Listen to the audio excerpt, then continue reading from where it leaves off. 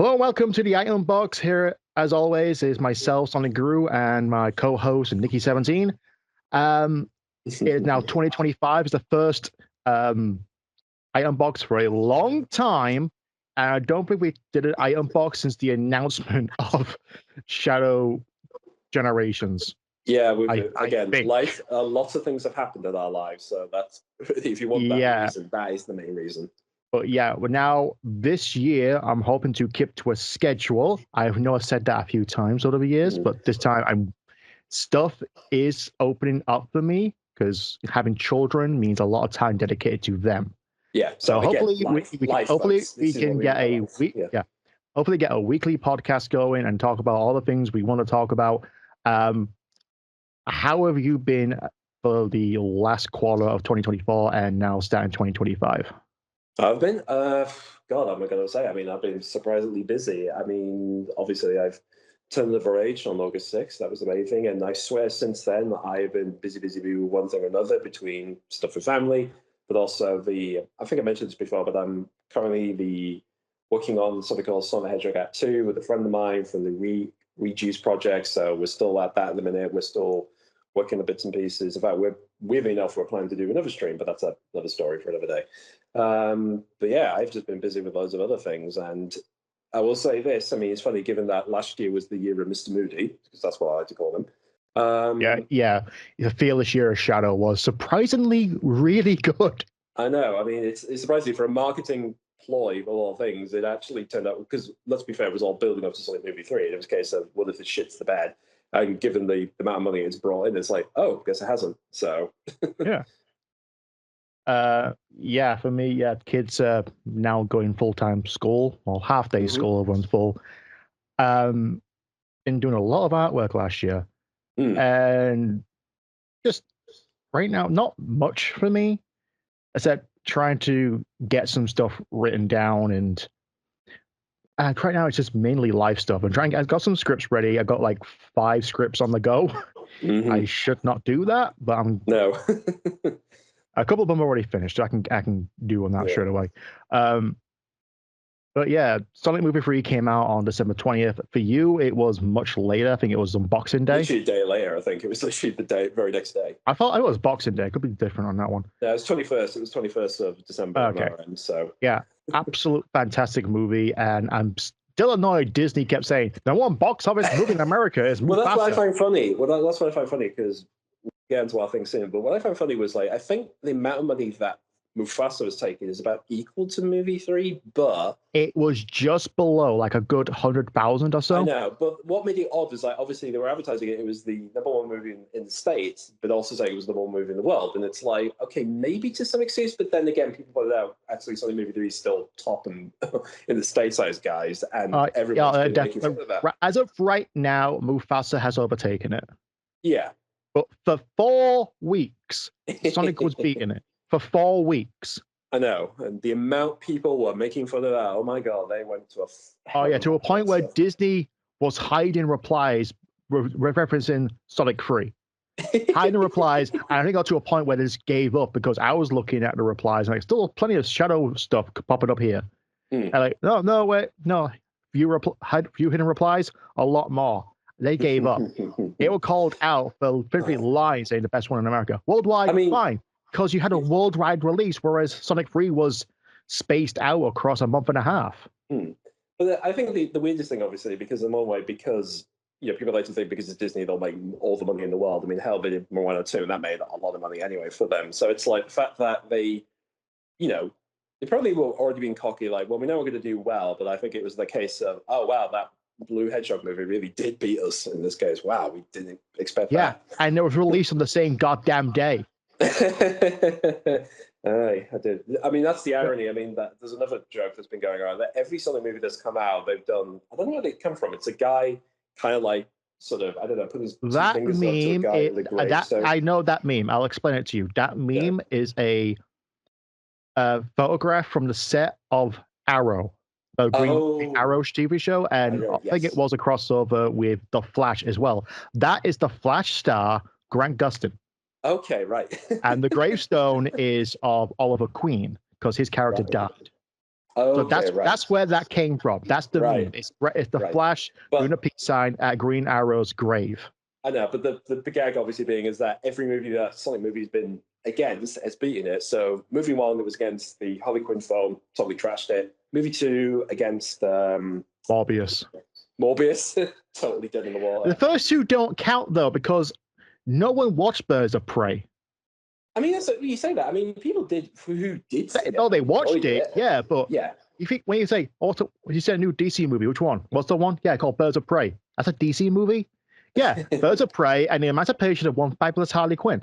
Yeah, to a point where it had to rename the damn title to Birds of Prey with Harley Quinn. That. I mean, let's be fair. It was basically saying, so is this a follow-up from that bad Suicide Squad movie? Because, oh boy, I don't want to go on that again. So I think people were... Yeah, that's... No, to be fair, we could do a whole thing about DC's current structure of films going forward. So that's probably for another day. That's like the director saying that the Flash failed because no one cares about the character. No, the Flash failed because that's been taken out. I've read that. Yeah, I think it's been taken out of context of that whole thing. But again, we could talk about DC another day. I think. I know it's just like it's like okay, if the people but taken as I don't like going by titles and all that, but people have read it saying people just don't care about the Flash characters. Like, I think the problem is that you had to put $400 million into a film that no one fucking wanted in the first place. The main star is a wanted fugitive. And the only reason you kept banking on this is because you had Michael Keaton again as Batman. That's the only reason you wanted this in anyway. I mean, to be fair, a lot of the advertising for The Flash was really leaning into the fact that, yes, we've got the Batman most of you know and love in this film. And even then, it's like, well, it doesn't do that much anyway. So, but that's a whole other talk, honestly, that whole thing. Yeah. But not only that, but apparently the Sonic 3 movie being snubbed by the Academy Awards and deemed ineligible for some reason. It's kind of like, I said this before, like what happened with the Lego movie. Like, remember, it wasn't nominated for like even Best Animated Film because apparently the voters just didn't see it. And I was a little bit, well, isn't your job to see most of these films, or at least accommodate them? And I've been chatting with someone who apparently has some knowledge of that, so maybe I'll talk about it another time. But again, it's like, even then, it's just like, if it was there for like maybe Best Visual Effects, I didn't expect it to win. Let's be honest. I'm not expecting that to win whatsoever. But still, it's not the first time, a popular movie isn't put in for an award for something, but whatever. At the end of the day, I don't think Sega are worried about that. They're more about the millions and millions of money they put into it. It's just, on principle, I think all movies should be looked at and qualified for some level, not just snubbed completely because, we didn't really watch it. So it's a movie, it came out, it made money. You have to acknowledge it. Yeah, I mean, but somehow Mufasa gets in, and that's somehow classed as an animated movie. Which I disagree with. It's like it's a live action remake, but it's animated. Then it's not a live action remake. Well, that's the problem. You can't have both. Yeah. That's the problem. Is like they did that the last time. That even they still advertised a live action film. None of it was filmed. None of it. It's completely animated again. So, but that's a whole. Yeah. We really. But I can't remember the YouTube channel name. I'll probably link in the description. I'll put it on screen. But someone put it forward like I guarantee you the Sega, the producers, and everyone else who was a part of this movie don't care about the Oscars or the Academy Awards and all that. They don't care because they made the money. They go by the fans, the people who love the movie, who love the franchise, and giving it a chance. The fact that we have 3 movies that have gotten progressively better, even though I still say the first movie was the one that had the better pacing for story. I've been telling you that for ages. I still think movie one. Because you're right. Yeah, I agree. I want to see. He admitted. I've put that on. That's now put on record. No, I'm right. because the characters were allowed to grow organically. Yet half the movie was humans, but granted, because in Sonic 3, the amount of times there's humans on screen, not counting Eggman, is pretty much almost minimal. Yeah. Especially the thing I say when I say about pacing is it's like everything feels like in movie one, everything's there for a reason. Like, either for a plot or a character setup or a joke. Nothing feels like it outstays its welcome. It's not like, oh, this is going on forever. Please just move on for God's sakes. Like that sort of level of pacing. Yeah, like the wedding scene in Sonic 2. I mean, again, I've talked about Sonic Movie 2. I said it before, like when I look back at that again, it's like, yeah, it's not something I'm thrilled about, but to be fair, it's like I rewatched that thinking Like, at least it's fight. It goes very quick. It gets it done, dusted, and it's over with. It's the business with way popping, and that really pissed me off. But that's a we really need to talk about that another day, I guess. yeah. But yeah, Power Sonic 3 goes, it keeps making money. It's now the second highest grossing video game movie of all time, just behind Mario, which I'm not surprised. No, I mean, again, it's funny given how, I was wondering actually, given how Mario was going to make bank anyway, regardless, because it's Mario. It's like with Sonic Movie, I felt like, was it going to be like maybe? I wasn't caring about how much money would go into it, but it's still. I'd be curious if like if it didn't do as well, but it's like it's just exceeded even what I thought. And it's funny because I think it took about 122 million to make, and that's not, you compare it to Marvel, which they do over like 500 million for a lot of their projects, which is like, people ask, where's the money? Where have you spent all that money? Because is it on screen or is it for the amount of stuff you've been doing elsewhere? It's like, again, it's surprising me, like they've been able, and that's the key thing. Most of the Sonic movies are relatively cheaper to the most extent, but not as high end as Marvel, but they managed to do big stuff. And they were always saying movie 3 was like, we want to do end game level stuff without it exceeding the budget. Yeah, you can actually do a good movie on a budget. Hot Fuzz is good as an example every time I bring it up. Yeah, It didn't cost, in movie terms, it didn't cost that much to make, and they filmed it in 2 weeks. Yeah, that's what makes me funny. I mean, hell, Holy Grail from Python, they did that in a few weeks, and even they look back and thinking, how the hell did we do that? How can we even? There's no way we make it now because we were young and stupid and didn't know what we were doing. Yeah. But moving on to the main subject for this, the Twitter user Alex_Hedgefox2, or just Alex Hedgefox, found some documents pertaining to the license agreement between Sega and DiC Animation. The licensor was, the name is different. Well, from the basis is he's found like an old copy of basically that apparently there was an agreement/disagreement over basically what DiC were doing with initially Sonic Adventures. Micheline Risley was the licensor at the time. Yeah. And overall, bullet points here, Sega owns everything from SatAM and Adventures. They also own everything DiC made for two shows, including characters, props, backgrounds, assets, cells, music, animation. Everything of those shows was property of Sega.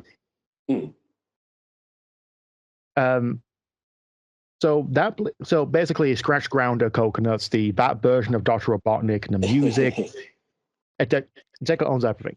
SatAM, same thing. So I'm not too sure why they had two shows going at the same time, but it's listed as the syndicated show and a network show. I am not too sure what the difference is between the two. Well, here's the thing, because there's a guy online who's been trying to do like the history of SatAM and mentions that apparently, looking at the history of things, I think it was ABC, they wanted SatAM as the show. That was what they were wanting, the Sonic the Hedgehog show. They liked it, but then they were like, well, this is for Saturday, literally on the weekends, but can we have something that's for the week? That's what syndication is. They're like, we want to play this throughout the week. Oh, okay. It's like a primetime show. Yeah, like we want something, this is on for a certain day, but we want this fully out. And then it's like, can you make something that we can put on any day and whatever? And that's how Adventures came about. Okay. I didn't know the difference between the two. Okay. So a network show is something like Doctor Who. It's once a week. Yeah, once a week versus being on any day of the week, or whatever order they want. Okay. Now I know. Yeah, the next thing is it also brings up the fact of one of the reasons why, and probably the main reason why, season 3 of SatAM was never produced. Even though it was in the works, we never got anything beyond that teaser. Yes, this is interesting. This is the thing that's really been raising a lot of eyebrows about this whole thing. It wasn't Pender's, because I think at the time he was doing his own little thing as well, even though he stayed on until well into the early aughts of the 2000s. Yeah, but again, this is years later. This is back when these shows were on. This is what this whole thing is about. Yeah, it wasn't the sports that came on every so often, and it wasn't the Power Rangers on Fox. Power Rangers stole the ratings, which I feel bad about because I watch Power Rangers over SatAM, even though SatAM rarely aired in the UK. Yeah, but And I mean, that's it. rarely. Yeah, it's you had to be quite lucky because you either, the way I remember it, was on something called the TCC or the Children's Channel, where it was mainly adventures, but then every now and again they would just show SatAM, just like, oh, it's this show, okay. I remember later on, like I think I was 15 or 14, and a channel called Pop, I believe, came Yeah, on. Channel Pop, yes, because that's where you got a lot They of had online. SatAM all the They time. did. Yeah, they did. It's funny because they had SatAM, then Adventures, then Underground at some point. That's where you went on YouTube back in the old days. If you saw uploads of that, that's through Pop back in the day. Yeah. But the main reason why we didn't get a third season was because apparently DiC was selling the animation cells of SatAM without Sega's knowledge or consent. They were selling, according to the license agreement, Sega's property. So the network series was done. They're like, no, you're not doing this anymore. Now, it's odd because, like you said, what you just said about like all the reason we assumed the show didn't happen or whether, I mean, this is just another thing. They weren't not. They weren't not. I can't, that's that double negative. Yeah. So, I mean, there were factors into it. Having a lower ratings because of Power Rangers stealing the show. Yeah. I mean, again, I think that's the thing. Outside influence to actually, take viewers away from that show. Yeah. Which I don't know how the hell back in the day you can actually tell who the hell is watching what. I don't know. I mean, it's just generally, it's that whole thing. If your channel is, oh, this show's doing really well versus these stuff, I think that was the way it was, just that alone. And again, there was a story that Ben Hurst mentioned that the other, his one, again, because we'll bring this up in here, is he, at the time, the ABC boss had moved out. So we kind of had the idea, okay, if it's not doing well, then just get rid of it. That was the attitude. So there's all these reasons for how the show didn't continue. And this is like this seems to be like the main consent, which is surprising to say the least. I mean, definitely for me, as someone who's been loving all the shows since day, I watched all the Sonic cartoons, so the fact there's a new bit of information popped out after all these years is still definitely shocking to some degree. Yeah, no weird thing as well is, okay, I lost my train of thought. I was going to bring up, why did they go back to DiC for Sonic Underground in '98? Yeah, but this is the weird thing, because if they had a falling out over the fact that, okay, they were selling animation cells of the show, which by all accounts they own. So if it was like they burned the bridges then why a few years later that they decided to go back to do Underground, which even then we found out apparently wasn't even meant to be that. It was meant to be, what we talked about it before, like Supersonic Sisters, a completely different show. But yeah, it's kind of odd. Like, again, this was that show was made purely for Sega to retain attention and recognizability of the Sonic the Hedgehog brand in time for Sonic Adventure. Which is saying a lot, given the fact that when you had Adventure and then you compare it to Underground, it's like, what the hell are these two things? So, as a kid, you're just thinking, this is just mad. Yeah. Apparently, on the '91 agreement, they were allowed to make live action content. Oh god, I mean that could have been on this paragraph 4 on or about October 29th, 91, Sega and DiC Animation entered into a written agreement pursuant to which DiC proposed to acquire from Sega certain rights to produce, distribute, and exploit live action and animated television programming based on Sega's video game Sonic the Hedgehog. A true and correct copy of the '91 agreement attached to him remarked. So we could have had someone in a Sonic suit or an Eggman suit, similar vein to the Super Mario Bros. Super Show. I was going to say, I mean, can you imagine that in an alternate universe there could have been a version where Lon John Barry would appear in full get-up as Robotnik? I mean, there has to exist somewhere in the multiverse of madness out there. There really has to be. And I know some people are going to question, like, why was Sega so adamant about owning everything Sonic the Hedgehog? It's like, because this was back in 1992. Sonic 2 was like roundabout just announced, if I can go back to the beginning of this document. Yeah. Well, the other thing that popped up actually is when they were doing SatAM, I mean, they were actually given, oh, by the way, there's this new character, Tails. It was literally that hot off the press to say, we've got this idea for a new character, here's a sprite. And again, if you look at it, actually, funny enough, because if you look at how he looks in SatAM and Adventures, like in Adventures, he's more brown because they didn't get the color really figured out. And then in Cyan, particularly his shoes were like inverted of regular Sonic shoes. So they were like, red with a stripe. So the red with the white stripe, it was a red stripe on the shoe rather than they changed it, I think, Series 2. So again, this is how new it was. Like, it was so hot on the press. It's like, even then they were like, given this brand new character, you got to put it in the show now. Apparently there is. I'm not too sure it's listed here. I have to look into the actual PDF file. But there was a 1992 agreement. I think at the time Sonic 2 was just coming out. Yes. And yeah, this is like only the second game, arguably fourth if you count the Master System Game Gear versions, of Sonic the Hedgehog. So Sega, Sonic was their cash cow. They were not just moving games; they were moving console units. I know. I mean, this is how popular he was. I mean, we look at today, you look at something like how Friday Nights at Freddy, that's been a huge going thing for nearly over a decade, and it's managed to get one film out. Apparently, we're getting a sequel this year. But again, even back then, it was so, if you were the big thing in the popular culture zeitgeist, it's like, we need to really branch this crazy thing out. We need toys, we need music, we need shows, television, animation, feature films possibly. So it's surprising that, like I said before, the fact when they were doing Cyan, the fact that Tails was still a new character that they had to put in, it's just, again, fascinates me just how all this development happened at the time. Yeah. So a lot of people, that's basically the whole document. There'll be a link in the description to see the tweets, and in the tweets there'll be links to the PDF files you can download and read it for yourself. Yeah. But this has led to a lot of speculation of what this agreement means, especially Cyan, is whether or not the Freedom Fighters can be used today. I mean, this is probably going to be the nub why a lot of people are going to say, so if they own them all along, why can they just put them in like every other media since then? It's like, I don't know. It's odd because the way this is working, because like I said, this is back in the 90s. So presumably, and I think at one point Sega were trying to really make Cyan become like the identity of Sonic at one point. There is this sort of thing where Sega America were trying to use that as like the main image. Then when it didn't happen, then they reverted back to what the Japanese wanted. But again, it's this whole thing because people have asked why hasn't these characters reappeared and some things, or they had. I mean, obviously we did the Archie comics for the longest time, continuing them on, and even then they put in like characters from Adventures in there as cameos. Oh yeah, especially during the reboot where they through the Sonic Championship arc, they brought in Scratch Grounder and Coconuts, and they worked for Breezy, who had a complete redesign. Yeah.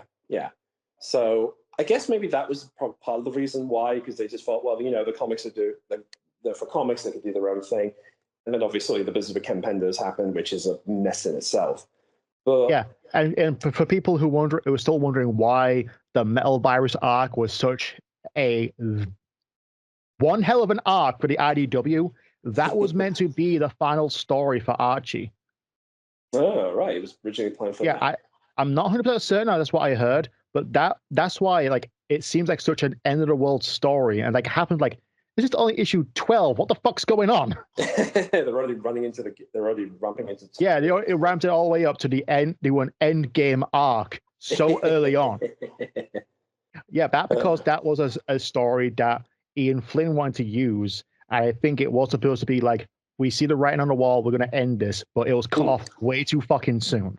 Then again, it's funny because if you look at the Archie series, I mean, there's so many times where they could have ended it, because there was one where it's basically there was peace on Mobius, Sonic and Sally grown up, become part of the kingdom and stuff, and then they had to, oh no, we're going to retcon that because we have to keep making these comics now, so they had to come up with different arguments or retcons and this and back.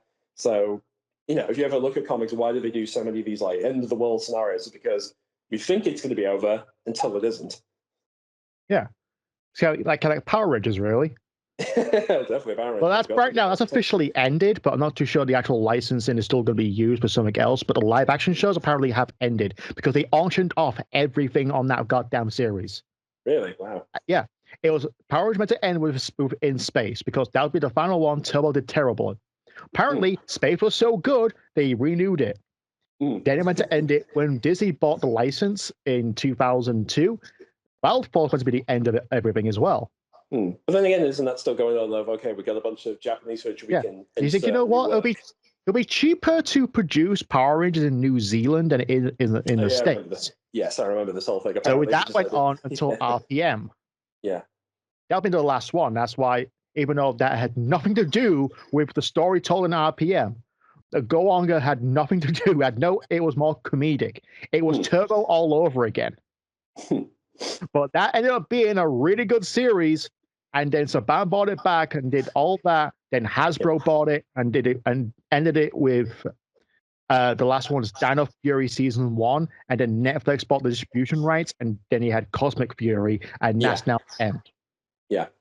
Actually, it's a good thing you brought up distribution rights, because the thing about the show, because from going back to this whole thing about Sonic, is whenever people talk about basically who owns the rights to many of these characters, I mean, by all accounts, I've always assumed Sega would own it themselves because it is their property, it's their own intellectual IP. And, by all accounts, it's like with Doctor Who, for instance. Like, for instance, if you make a monster for the show, by all means, you're the creator of that. In fact, if you look at stories that feature the Weeping Angels now, it will have a credit saying Weeping Angels by Stephen Moffat.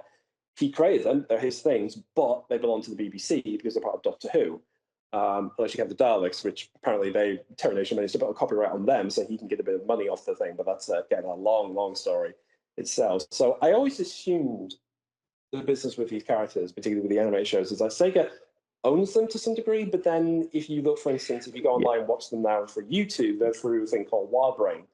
And I think the difference is that Sega owns the shows, but for like distribution rights, there are other people out there who can put the shows on. So, like online, Wildbrain now owns the back catalogue of DiC shows. In fact, weirdly enough, speaking of being at my sister's home, on Samsung TV, which has got its own like series of channels, there literally is just one where it just shows all the DiC shows in whatever order. So, Adventures, IM, and Underground. Because like I said, they own the rights, so they can still have the way of showing it to a different audience through their network, through basically streaming. Yeah, but going back to if you can actually use these characters, like if they could use, like you said, if they could use these characters, if they could use Sally, Bunny, Breezy, Rhoda, whoever, Manic Zonia, Sleep Bingo, if they wanted to use these characters, they would have done so if they did fully own them. But I do think it's just like they don't fully own them because they probably did not create those characters. Like you said, like with Doctor Who, all these certain they get the credit the Dalek all the time. James Bond, they can make, if MGM allows them, make a new movie. It has to say James Bond created by Ian Fleming.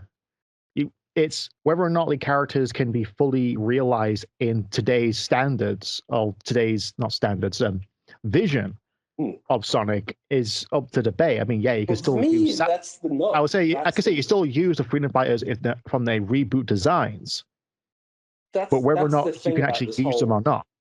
Yeah, that's the whole thing about this whole thing. Because again, people have said, "Why can't you bring them back now?" And it's like, the thing is, if they were to bring these characters back now, truth be told, they wouldn't be what people would expect them to be. I think because obviously, given the way the series is now, and especially given like it's far more, it's actually had, it's weird that Sega and Sonic teams seem to be so much more hell-bent about like actually making sense of their mad continuity over the years. So the fact that they say, okay, this game's up here and that, and yes, this happened, this didn't happen, shut up. So having these characters in, if you introduce them now, they wouldn't really be the same characters. And also, for being honest, like most of the characters we have now are kind of them anyway. Like if you want like, oh, we want two bumbling robot scratching ground, it's like, well, you got Orbo and Cubot. We want like a leader character. You've got that is it the goat character in the Archie comics? Goat character. Yeah, the one with the little bell on, for instance. A lot of people kind of say she's like the Sally in the Yogi comics. That's a sheep. The sheep, sorry. Sorry, like I said that. Oh, yeah, Lanolin. Yeah, Lanolin. But like I said, a lot of the characters over the years, is like most of the characters we have now, whether they've been from the games or the comics, it's like they're kind of really the versions. They're kind of like the versions of the characters that were back in those days. So in many ways, I kind of feel like, on the one hand, it'd be nice if they're more represented, just like, yes, this was part of Sonic's history. Because I do think that's something when you look back, they're not as talked about. Because obviously there's been so much of Sonic over the years. It's like right now we have two lines of Sonic. We have Sonic the Hedgehog and we have Classic Sonic. And the fact, I'm still annoyed at the fact that Mighty Ray and now Trip are still relegated to classic characters and will ever be classic characters with no modern interpretations. As of yet, you never know. As of yet. Urakawa, can you actually make versions of these characters, please? If you can give your stylistic chuts to them.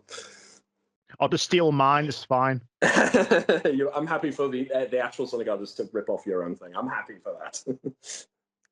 Well, considering the fact we've always told that, I'm pretty sure the writers of Sonic Boom ripped off our ideas on our podcast. I'm still convinced. Oh boy! I mean, I guess this is the problem, because then it's like the argument of who did what and where's my money and stuff. It's like, oh god, we don't want to get into that argument. I'm still convinced Sega ripped off my idea for Sonic 4. I guess maybe that's the whole reason why this like whole core thing comes up, because in the end it's like, are we just going to get into an argument about who did what and why and how much money do they want? So it becomes a bit of a mess. I don't care. It's just that right now it's like, oh, so the only reason Sega did that idea for Sonic 4? Yeah, blame me.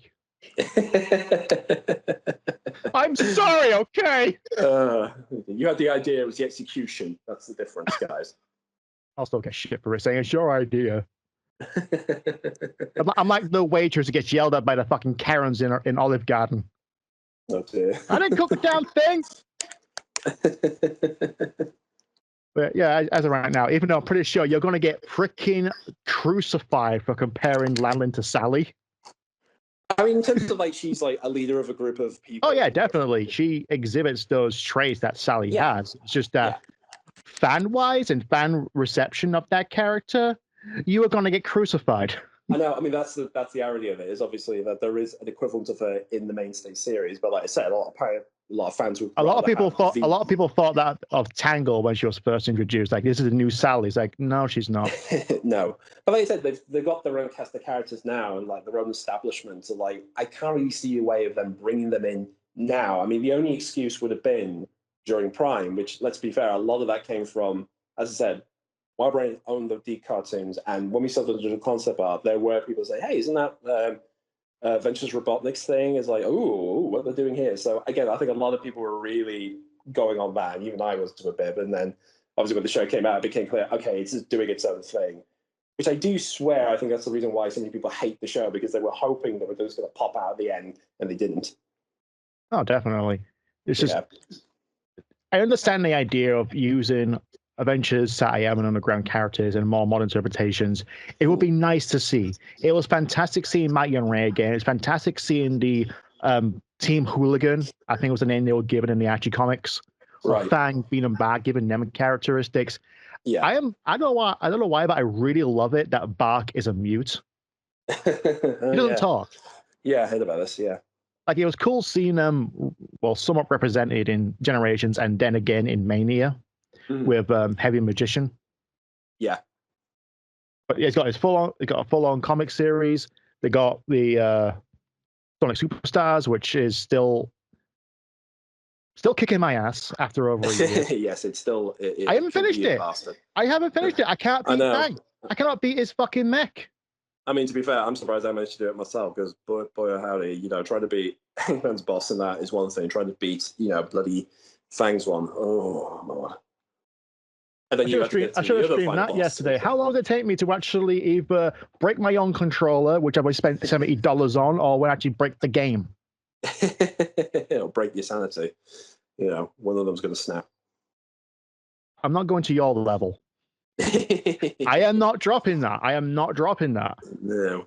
But no, as I said, in a weird way, I can't imagine really a way of them. I mean, like I said, ideally what I would like to see is, when people look back at the history of Sonic, if Sega do acknowledge, these shows did exist, they are important parts of the series, while they're not directly tied to it, there's things from them that people have taken. I mean, the key thing is the chili dog. Let's be fair, the DiC shows made chili dog Sonic's favorite food, and they've just become a mainstay onward. So if anything, that's like one agreement to say, okay, this did have surprised everyone when that was first introduced in Sonic Unleashed. You could buy chili dogs. Like, Is this really a thing? Oh yeah, there's actually a bunch of vendors who have their own version of chili dogs all around the world.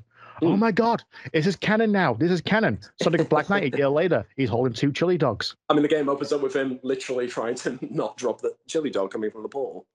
Yeah. So yeah, elements have been winded in. I'm still convinced that one of the artists, I think, was Evan Stanley, I believe. That one character who looked like Sally in the background of the Riders arc.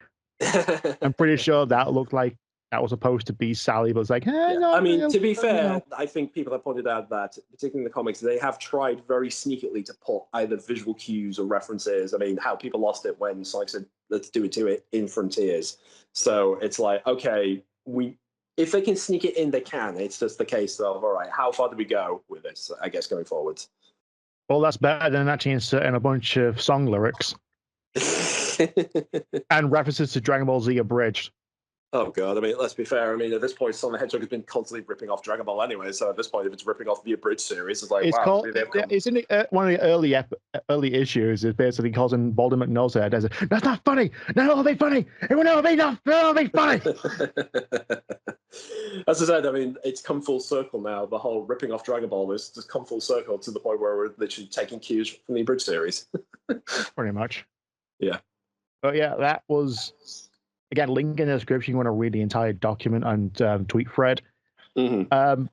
Hopefully, something come with this. I wouldn't mind just another sub series from the comics. Just like it's pseudo Archie, and it's just their own little adventures with like classic Sonic or a different version of Sonic, like in the Sonic multiverse. Yes, I mean, to be fair, everything is named Sonic's this, Sonic's that, Sonic's planet. It's like call it Earth, Mobius, you dick. I mean, like I said, there's so many different iterations out there. I think people are fully aware that there are different versions of this character in different forms, and they know exist. Like, people know there's Game Sonic, there's Movie Sonic, and then, if they can understand that, it's like, yeah, I think they can pick up the sub-series as well. So, but as I said, as of now, we don't know where this leads, whether this will blow up even bigger or not. But as of now, it's like, it's a fascinating insight to just how they went about making this character into animation form back when it was really the hot thing of the 90s. Yeah.